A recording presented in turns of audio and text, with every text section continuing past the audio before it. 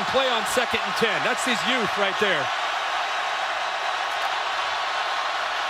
Tagovailoa trying to make up for it. Fires to the end zone. Touchdown! Alabama wins! So today I'll be finishing my college football game-by-game prediction and roster discussion videos with the Washington Huskies because college football starts back tomorrow morning at 11 with week 0.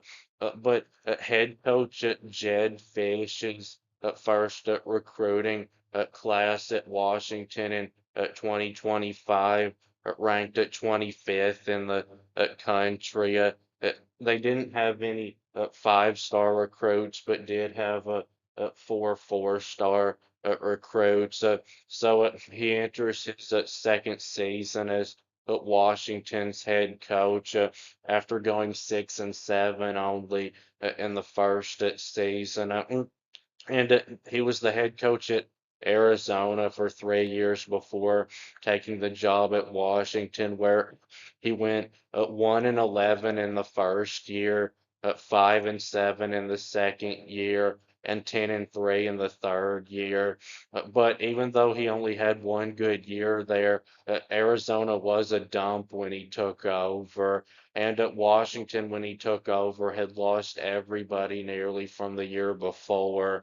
But because he's only had one good season in 4 seasons as a head coach, you can't really say yet that he's a good coach. His record as a head coach is only 23-29.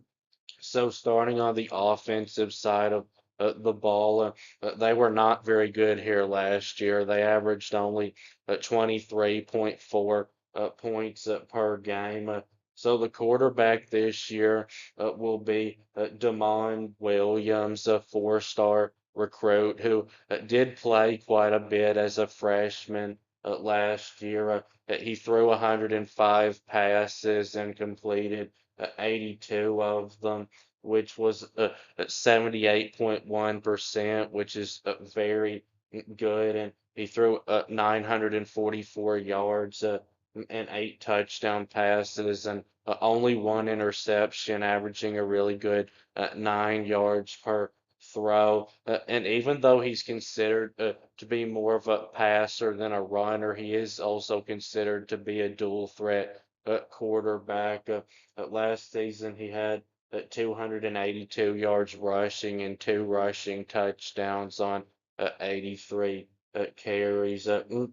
So he started the last 2 games of the season last year, and he played really well in the bowl game against what was a pretty good Louisville team, completing 26 of 32 throws for 374 and 4 touchdowns, averaging a really impressive 11.7 yards per throw. I don't think he'll be as good as Michael Penix was, but I do think he's an upgrade over Will Rogers last season from Mississippi State. So at wide receiver, they do lose their best one, Giles Jackson, but they returned Denzel Boston, who's for sure a future NFL wide receiver. Last season, he had 63 catches for 834 and 9 touchdowns, averaging 13.2 a catch. And at running back, they returned Jonah Coleman, who's for sure a future NFL running back. He had last season on 193 carries, 1,053 yards, and 10 touchdowns, averaging 5.5 yards per carry. Coleman gets it, sidesteps one. There goes Coleman, touchdown! But their offensive line is concerning. It was not very good last year. They gave up the most sacks in the Big Ten at 39, and they only returned 1 starter, but they did bring in 2 transfers. So now on the defensive side, they were pretty good here last year. They gave up only on average 21.8 points per game, and their secondary was elite. They ranked second in stopping the pass, giving up only 166.5 yards passing per game. So on the defensive line, it's not going to be great. I don't think they do lose all four starters, but they did bring in Tayate Uyunglele from Arizona, who had last season 35 tackles and 2.5 sacks, 25 total quarterback pressures, and a pass breakup. And then at linebacker, they do lose two really good ones, Carson Bruner and Alfonso Tupatala.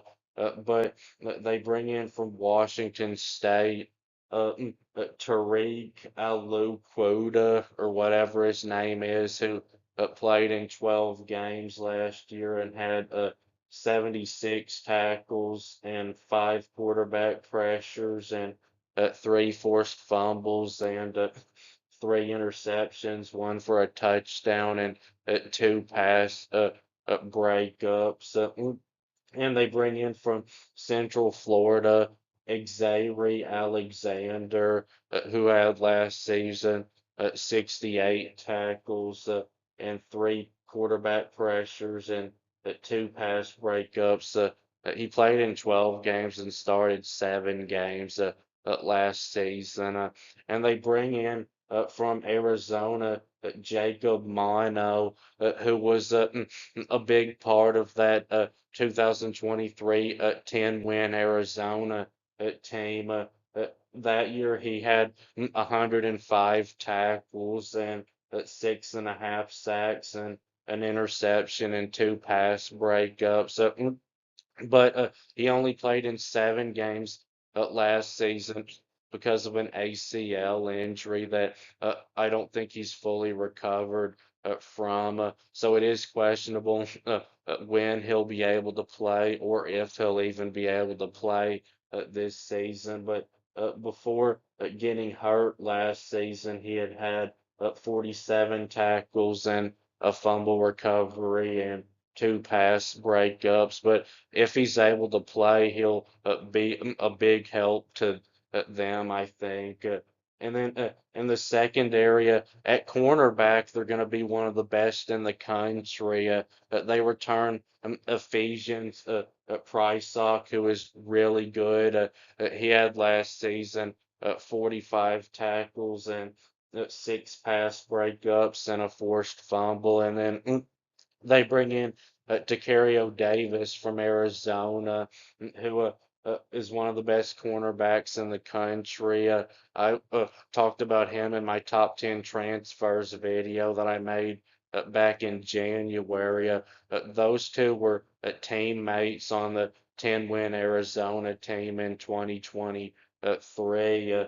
And then at safety, they've got Mikel Easton, who played in 10 games and started 5 games last year and had 44 tackles.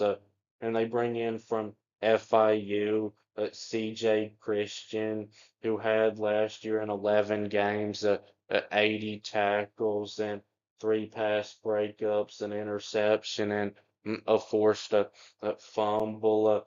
So now for the game by game predictions. But Washington's first 2 games against Colorado State and UC Davis should both be big blowout wins.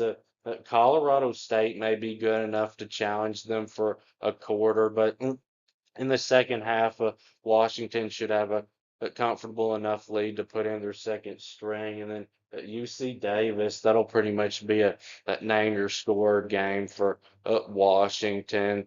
And now on the road at Washington State. So this being a rivalry game on the road, I wouldn't be surprised if Washington lost it. But I've done what will be 40 of these prediction videos, and I've seen so many teams get a player from Washington State. Washington State had to have lost the most players of anybody in the transfer portal this season. I don't think they're going to be very good, and I think it'll probably be pretty close, but I think Washington gets this win.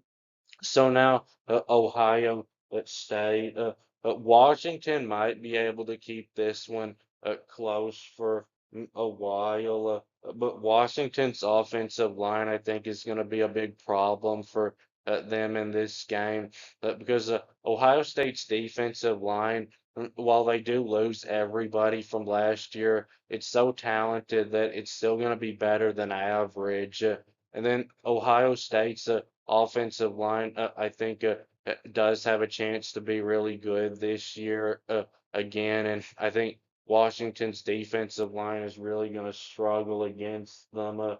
Now, I don't think Ohio State is going to be as good as they were last year. I'd be surprised if they were. But Ryan Day is, I think, too good of a coach to lose to a team like this. And I think Ohio State will pull away and win it by a couple of touchdowns at least.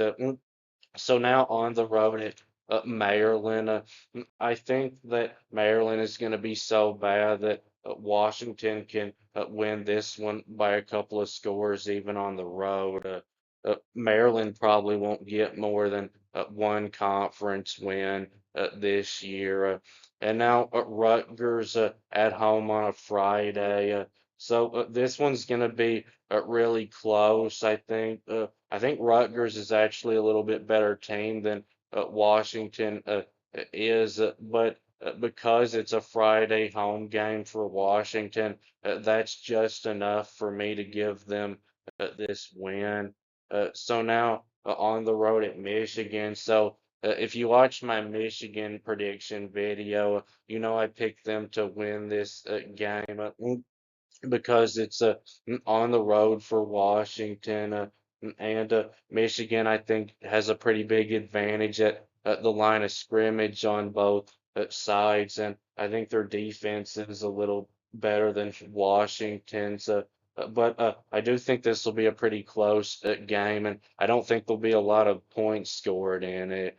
So now Illinois, if you watch my Illinois prediction video, you know I picked Illinois to beat Washington too. But if Washington is going to pull an upset win this year, I think this is probably it because it is at home. And looking at the matchup in this one, I do think it'll be a close game. I think Illinois' offensive line is a lot better than Washington's, but I don't think their front seven is better than Washington's. But Illinois, I'd give the quarterback advantage to, and they don't have a running back as good as Jonah Coleman, but they've got a couple of pretty good running backs, and I'd say they're pretty similar at wide receiver to Washington. And Illinois' secondary, I think, is going to be good too. Now on the road at Wisconsin, I think this will be a close one too. A good thing for Washington in this game is Wisconsin's defensive line, I don't think is very good, and that means that Jonah Coleman should have a good day at rushing in this game. But Wisconsin also is going to have one of the best secondaries in the country this year, I think. Their cornerbacks, I don't think, are quite as good as Washington's are, but their safeties, I think, are better than Washington's are. And like Washington, Wisconsin, I think, is going to be better at quarterback than they were last year. And they've got a wide receiver that's pretty similar to Washington's Denzel Boston. and they don't have a star running back like Washington does, but I think their offensive line is a little bit better. Wisconsin has one of the toughest schedules in the country this year, so I don't think they're going to win very many games. But with this one being a home game for them, I do think they get this win over Washington. Mm, and now Purdue, a team that I think is probably going to win 2 games this year. I don't think they'll even get a conference win. I think Washington will win this game pretty easily. So now on the road at UCLA, the only better thing for UCLA compared to last year, I'd say, is the quarterback. And that's just because they were so bad at quarterback last year, not because Nico, I did leave you as some amazing quarterback. They're just better because now they have an average quarterback. And UCLA's offensive line, I don't think, is going to be very good. And they don't have any wide receivers right now that would scare anybody. And they don't have a running back as good as Jonah Coleman. Now their defense, I think, will be okay, but I don't think it'll be quite as good as Washington's will. I think this will be pretty close, but even on the road, I think Washington's good enough to get this win. So now Oregon. So with this being a rivalry game at home, and Oregon not going to be as good of a team as last year, I don't think. I would give Washington a chance in this one. And I think though that Oregon does have a pretty big talent advantage still over Washington, especially at the line of scrimmage. I wouldn't be surprised at all if this one's close, but also think that Oregon has a pretty big coaching advantage over Washington too. I am still going to go with Oregon to get this win.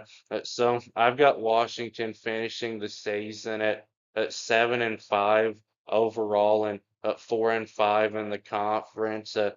Thanks for watching. Please subscribe and I'll be back soon.